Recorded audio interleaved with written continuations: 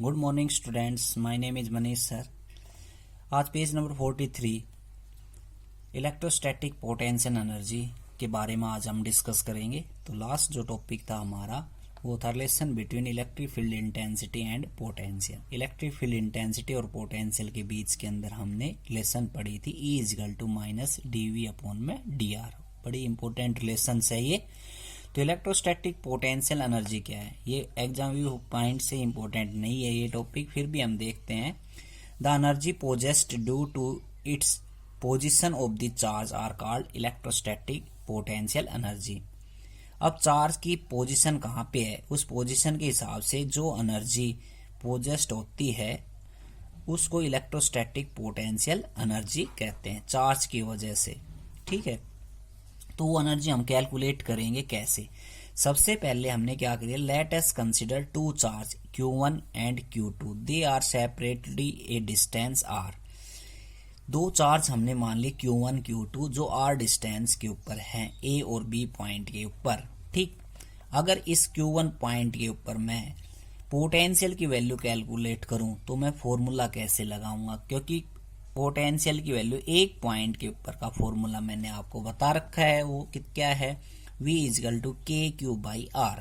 तो potential due to the charge Q1 charge की वजह से पोटेंशियल की वैल्यू है V1 is equal to 1 upon 4 pi epsilon naught Q1 by R, equation number first. ठीक है, अब ये कह रहा है कि हमने यहाँ पे कोई एक इनफाइनाइट पॉइंट पे एक टेस्ट चार्ज रख लिया, Q नोट चार्ज। ठीक है, अब इस Q नोट चार्ज को हम यहाँ से Q2 पॉइंट तक लेके आना चाहते हैं या B पॉइंट तक लेके आना चाहते हैं, तो हमें क्या करना पड़ेगा, वर्क डन। तो वर्क डन कितना होगा Q2 चार्ज के लिए, देखो तो the small amount of work has been done to bring the unit positive charge, unit test charge from infinite to point B point तक ले जाने के लिए जो कार्य होगा वो dW।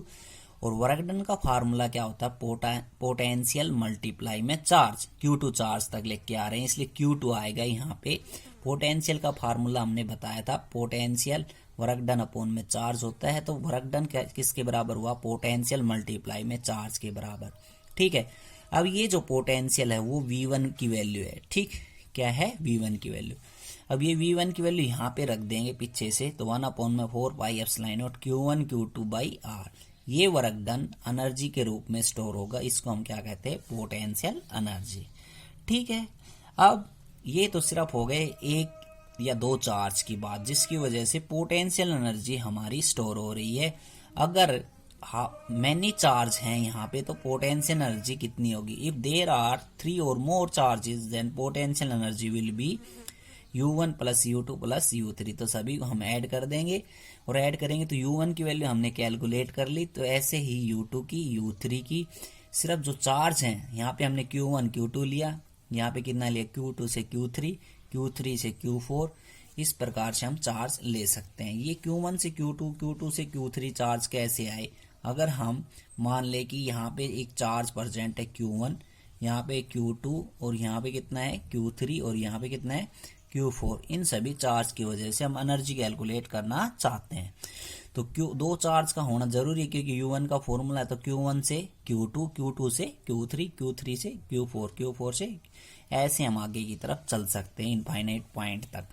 ठीक है, तो ये सिर्फ एक एग्जाम्पल हमने दिया है। तो ऐसे सभी को ऐड कर देंगे, जो कॉमन आ रहा है वो कॉमन ले लिया, 1 अपॉन में 4 पाई एप्सिलॉन नॉट, और जो वैल्यू बच गई वही।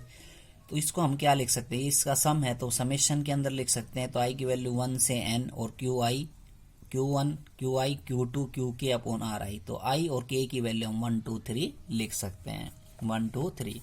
ठीक है, अब इम्पोर्टेंट, मोस्ट इम्पोर्टेंट टॉपिक है गाज थ्योरम, इलेक्ट्रिक फ्लक्स। इस पे क्वेश्चन हमेशा आता है, इसकी एप्लीकेशंस जो हम पढ़ेंगे उस पे न्यूमेरिकल जो है वो हमेशा आता है। तो बहुत ही इम्पोर्टेंट टॉपिक है, इसको हमने ढंग से समझना है। ठीक है, तो मैं अगला जो वीडियो है, चल ये एरिया वेक्टर का ले लेते हैं टॉपिक, उसमें अगले में देखेंगे। इसमें टॉपिक है एरिया वेक्टर क्या होता है। तो एरिया वेक्टर मैथ के अंदर अगर आप पढ़ोगे तो एरिया वेक्टर एक स्केलर क्वांटिटी होती है, लेकिन फिजिक्स के अंदर आप पढ़ोगे तो एरिया एक वेक्टर क्वांटिटी है, और वेक्टर क्वांटिटी कोई भी हो फिजिक्स के अंदर उसकी डायरेक्शन होती ही होती है। तो उसकी डायरेक्शन कैसे होती है और क्यों होती है, ये बात हम बहुत ही कंफ्यूज भरी बात है फिजिक्स के अंदर एरिया वेक्टर के अंदर। फिर भी मैं आपको पूरी तरह समझाने की कोशिश करूंगा। Area is a vector quantity in physics. Its direction is normally outward the surface. Surface से क्या होती है, नॉर्मली आउटवर्ड, मतलब ये सरफेस हो गया और सरफेस के ये ऊपर आउटवर्ड डायरेक्शन के अंदर। प्लेन सरफेस है वो ऐसे भी हो सकती है, नीचे की तरफ भी हो सकती है प्लेन सरफेस के, और साइड में भी हो सकती है। जैसे ये प्लेन सरफेस है, इसमें ऐसे भी हो सकती है, ठीक है, तो ऐसे भी हो सकती है।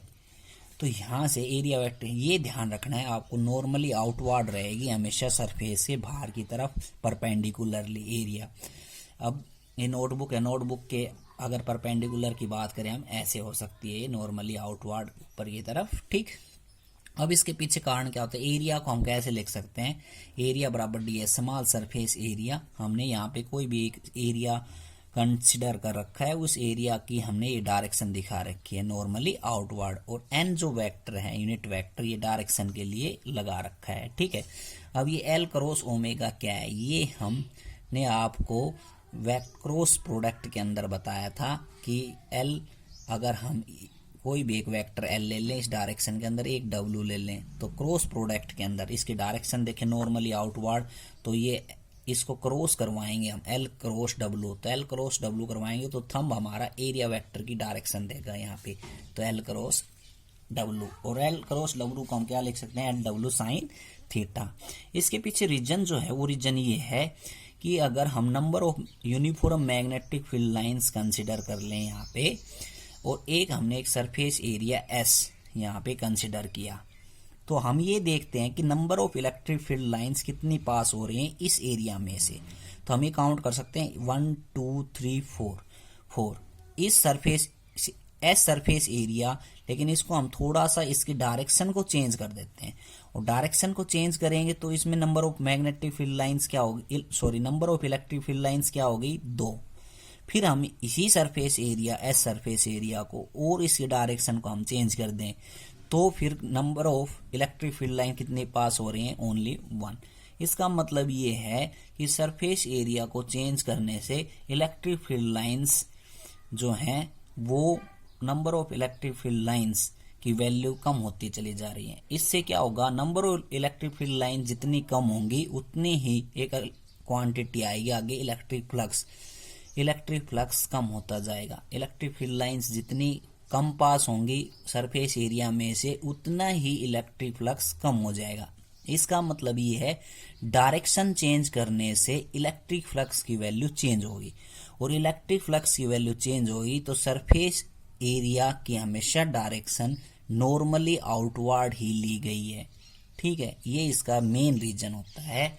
इसका फायदा क्या है, वो इलेक्ट्रिक फ्लक्स के अंदर हम देखेंगे कि इलेक्ट्रिक फ्लक्स कितना ज्यादा होगा कितना कम होगा इलेक्ट्रिक फ्लक्स के अंदर। स्पेशल केस में मैं ये बात समझाऊंगा। यहाँ पे इतना समझ में आ गया होगा, एरिया वेक्टर सरफेस के हमेशा नॉर्मली आउटवर्ड डायरेक्शन के अंदर होगा। नेक्स्ट जो वीडियो में नेक्स्ट टॉपिक है अगली वीडियो के अंदर डाल रहा हूँ।